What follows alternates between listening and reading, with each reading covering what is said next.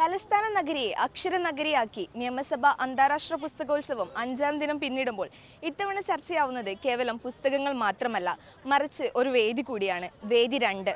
വേദി 2-ന് എന്താണ് ഇത്ര പ്രത്യേകത എന്നല്ലേ?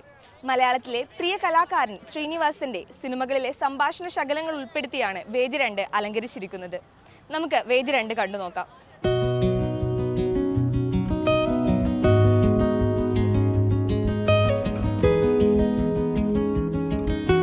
വേദിയിൽ ഗൗരവമേറിയ സാഹിത്യ ചർച്ചകൾ, എന്നാൽ പാശ്ചാത്തലത്തിൽ മലയാളിയെ പൊട്ടിച്ചിരിപ്പിച്ച ആ പഴയ ശ്രീനി വരികൾ. KLIPF 2026 വേദികൾ ഇക്കുറി വേറിട്ടു നിൽക്കുന്നത് ഈ വ്യത്യസ്തമായ പാശ്ചാത്തലം കൊണ്ടാണ്.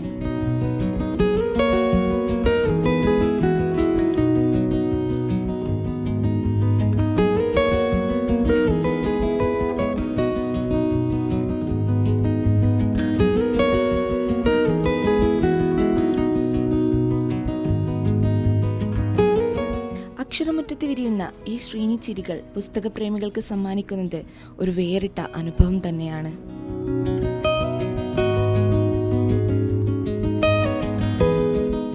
കേവലം അലങ്കാരത്തിലുപരിയായി ആക്ഷേപഹാസ്യത്തിലൂടെ മലയാളിക്ക് ചിന്താശേഷി നൽകിയ പ്രിയ കലാകാരനോടുള്ള ആദരവ് കൂടിയായി വേദി 2 മാറുന്നു.